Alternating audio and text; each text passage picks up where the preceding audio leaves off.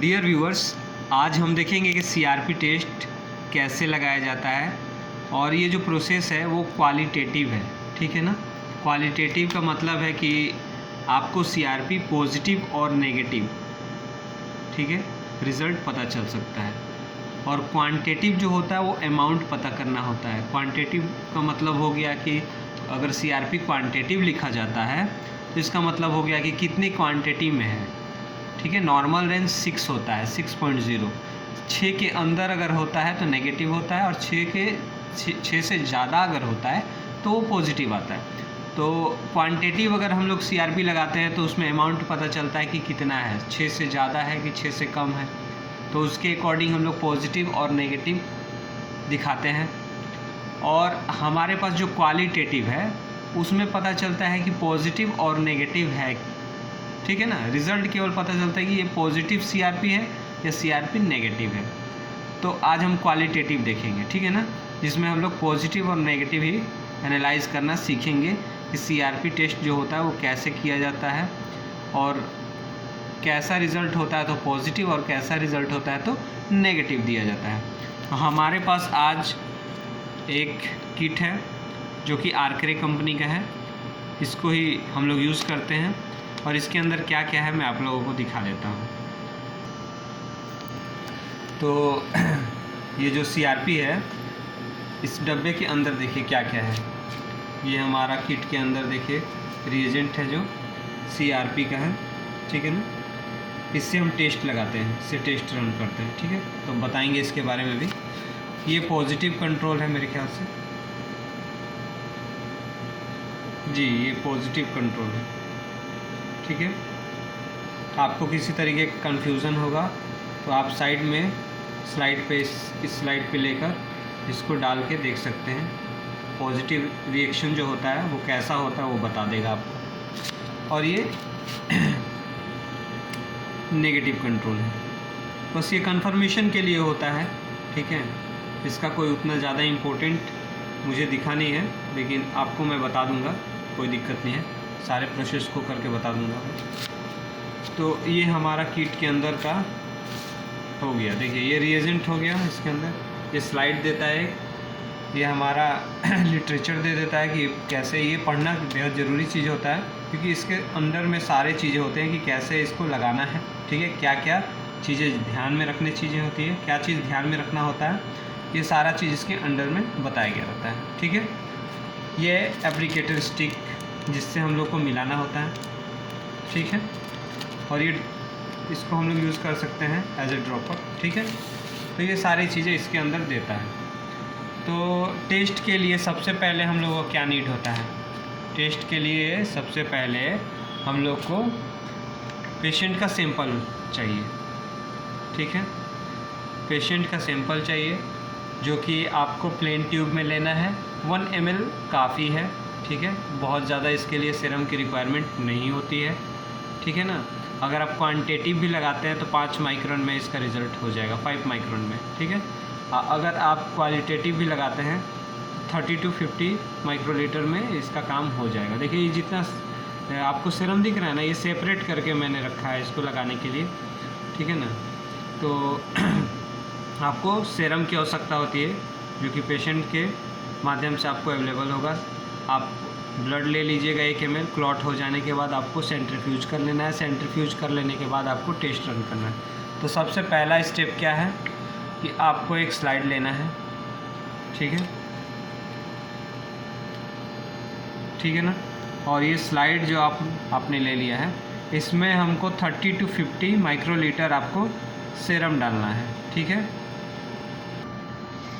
देखिए ये मैंने सीरम ले लिया है और इसको यहाँ डालेंगे, ठीक है। सबसे पहले एक स्लाइड ले लेंगे क्वालिटेटिव टेस्ट के लिए, जिसमें हम लोग को सीआरपी केवल ये पता चलेगा कि ये पॉजिटिव है या नेगेटिव है, ठीक है ना। तो इसके लिए सबसे पहले क्या करना है हम लोगों को कि सबसे पहले हम लोगों को एक स्लाइड ले लेना है।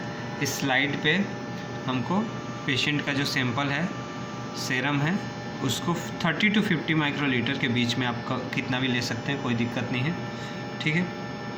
और आपके पास ड्रॉपर है तो 1 से 2 बूंद ड्रॉपर से डाल सकते हैं। उसके बाद देखिए, उसके बाद आपको ये जो रिएजेंट है पहला वाला, देखिए इस पर क्या लिखा हुआ है,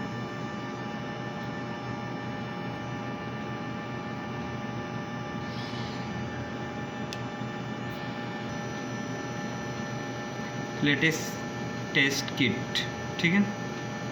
लेटेक्स टेस्ट किट जो है इसको हम लोग यूज़ करेंगे एज अ रिएजेंट, ठीक है ना। तो इसको 1 ड्रॉप डाल देंगे इस पर, जो हम लोगों ने सैंपल यहाँ लिया है उस पर डालेंगे, 2 मिनट का टाइमर लगाएंगे और अच्छे से उसको रोटेट करेंगे मिक्स करके। तो चलिए डाल के दिखाते हैं। तो ये इसमें से मैंने ले लिया है और इसको 1 मिनट मैंने डाल दिया, ठीक है। वैसे बाहर तो गिरना नहीं चाहिए।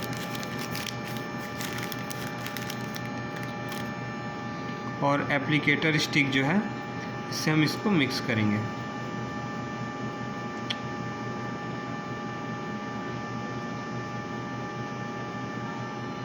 उसके बाद इसको डिस्कार्ड कर देंगे। इसको 2 मिनट के लिए हम रोटेट करेंगे, ठीक है ना। और इसमें देखेंगे फाइंडिंग ये आ रहा है कि एग्लूटिनेशन आ रहा है कि नहीं, इसको यही देखना है। और हम लोग को क्लियर दिख रहा है कि इसमें एग्लूटिनेशन आ रहा है, आप इसको ध्यान से देख सकते हैं।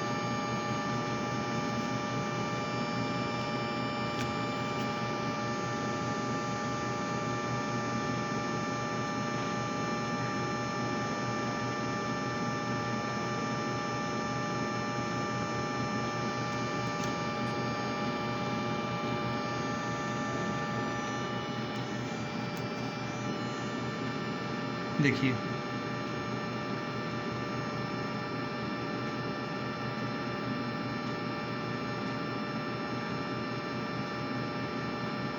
देख रहे हैं ना, इसमें किस प्रकार का एग्लूटिनेशन दिख रहा है। पूरी तरीके से ये फट गया है। तो इसका रिज़ल्ट क्या हुआ, CRP पॉजिटिव। और 2 मिनट के बाद तक नहीं देखना है, 2 मिनट के अंदर इसको रिज़ल्ट करना है। अगर ये नहीं फटता है तो CRP नेगेटिव, अगर ये फट जाता है तो CRP पॉजिटिव। तो मैं आपको एक नेगेटिव कंट्रोल भी लगा के दिखा देता हूँ। इसके बगल में जो ये जगह खाली है, ये नेगेटिव रहेगा तो कैसे दिखेगा। नेगेटिव कंट्रोल को यूज़ करके दिखा देता हूँ। तो नेगेटिव कंट्रोल का जो इसमें किट दिया गया है, उसमें से सैंपल की जगह उसको ले लेना है, ठीक है। देख रहे हैं ना। इसी तरीके से अगर पॉजिटिव कंट्रोल लगाऊंगा ना तो वो पॉजिटिव को शो करने के लिए, ये नेगेटिव कंट्रोल है। तो आपको तो पॉजिटिव दिखा ही चुका हूँ कि कैसे दिख रहा है ये, ठीक है ना। आपको नेगेटिव समझना है ना, तो उसके लिए मैं आपको बता दे रहा हूँ कि नेगेटिव कंट्रोल लगा के आपको रिज़ल्ट दिखा दे रहा हूँ कि नेगेटिव रहेगा तो कैसे पता चलेगा, ठीक है। तो नेगेटिव कंट्रोल जो है उसको सैंपल की जगह ले लेंगे, ठीक है। यहाँ जैसे मैंने सैंपल लिया था वैसे नेगेटिव कंट्रोल को मैंने यहाँ डाल दिया है, ठीक है। अब देखिए, अब जो लेटेस्ट टेस्ट किट जो है जिसको हम लोग टेस्ट के लिए यूज़ कर रहे हैं, उसमें से 1 बूंद इस पर डाल देंगे।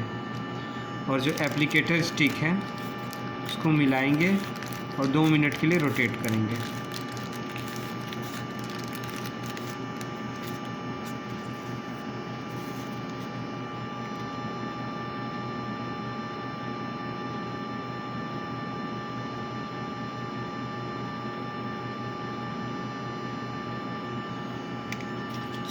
और इसको 2 मिनट के लिए रोटेट करना है, ठीक है। 2 मिनट के लिए इसको घुमाना है, ठीक है। हमारा यहाँ 2 मिनट कंप्लीट हो चुका है और आप देख सकते हैं पॉजिटिव और नेगेटिव का अंतर देख सकते हैं। इसमें एग्लूटिनेशन देख रहे हैं और इसमें देखिए इसमें कुछ भी नहीं हुआ। जैसे हम लोगों ने रिएजेंट डाला था अभी तक वैसा ही है, देख रहे हैं ना। लेकिन पॉजिटिव देखिए कैसा है। तो आप लोगों को अच्छे से समझ में आ गया होगा कि पॉजिटिव रहेगा तो कैसे दिखेगा और नेगेटिव रहेगा तो कैसे दिखेगा। इसमें बिल्कुल भी एग्लूटिनेशन नहीं होगा। और जहाँ फटता है, अगर फट जाता है, आम भाषा में हम लोग ऐसे ही बोलते हैं कि अगर फट जा रहा है तो पॉजिटिव है, ठीक है। अगर नहीं फटता है तो नेगेटिव है। तो ये प्रोसेस जो है काफ़ी इजी है और काफ़ी कम समय में हम लोग इजीली कर सकते हैं। और आपको बस पता लगाना है कि CRP पॉजिटिव है या नेगेटिव है, तो इस टेस्ट को रन किया जा सकता है। लेकिन अगर CRP पॉजिटिव होता है तो इसके लिए क्वांटिटेटिव लगा लेना अच्छा रहता है, ठीक है, जिससे हम लोग को ये पता चल जाए कि आखिर कितने अमाउंट में है। 6.0 के अंदर होना चाहिए तो नेगेटिव है। तो ये फट गया है, ठीक है ना, इसमें एग्लूटिनेशन दिख रहा है। तो इतना तो 100% श्योर है कि ये 6 से अबव है, ठीक है, 6 से ज़्यादा है। तो कितना है, ठीक है। फिर इसका जो मेडिसिन चलेगा तो हम लोगों को कैसे पता चलेगा कि कम हो रहा है कि नहीं हो रहा है, पहले कितना अमाउंट में था, अभी कितना अमाउंट में। तो कभी भी CRP पॉजिटिव आ जाए तो वहाँ पे क्वालिटेटिव करना उतना उचित नहीं होता है, उसको क्वांटिटेटिव करके अमाउंट देख लेना होता है। ज़्यादा पेशेंट के लिए ज़्यादा अच्छा होता है और डॉक्टर के लिए भी अच्छा होता है कि उसको इजी हो जाता है, उसको पता चलता है कि मैं दवा दे रहा हूँ तो कम बेसी हो रहा है, क्या हो रहा है, क्लियर हो जाता है। तो बस ये सिंपल सा छोटा सा प्रोसेस है क्वालिटेटिव टेस्ट का। और इसमें बहुत आदमी थोड़ा 2 मिनट के बाद भी इस पे ध्यान दे देते हैं। तो मैं दिखा देना चाहता हूँ यहाँ क्या लिखा हुआ है, देखिए, इसको पढ़िए।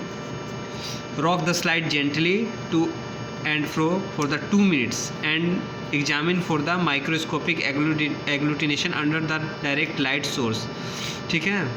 Do not examine beyond 2 minutes. देखिए 2 मिनट के बाद इसको एग्ज़ामिन नहीं करना है। आपको लग रहा है कि 2 मिनट के बाद एग्लूटिनेशन आ रहा है तो आप नहीं दे सकते हैं पॉजिटिव, क्योंकि जो ये किट तैयार कर रहा है वो उसने ही इसको क्लियर कर दिया है कि 2 मिनट के अंदर जो भी आता है आप उसको रिज़ल्ट दे सकते हैं। जैसे 2 मिनट के अंदर मैंने इसको लगाया पेशेंट का सैंपल, तो देखिए कैसे एग्लूटिनेशन आ गया और CRP पॉजिटिव मैंने दे दिया। वैसे ही बगल में मैंने 2 मिनट का टाइमर डाल के लगाया तो देखिए इसमें कोई एग्लूटिनेशन नहीं है, ठीक है ना, तो ये नेगेटिव है। तो सिंपल सा प्रोसेस है। अगर पहला नंबर वाला आए तो CRP पॉजिटिव और दूसरा नंबर वाला आए तो CRP नेगेटिव, ऐसे ये रिज़ल्ट दिया जाता है।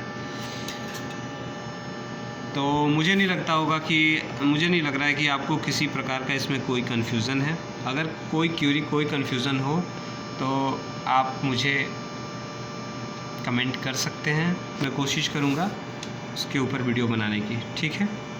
बहुत बहुत धन्यवाद।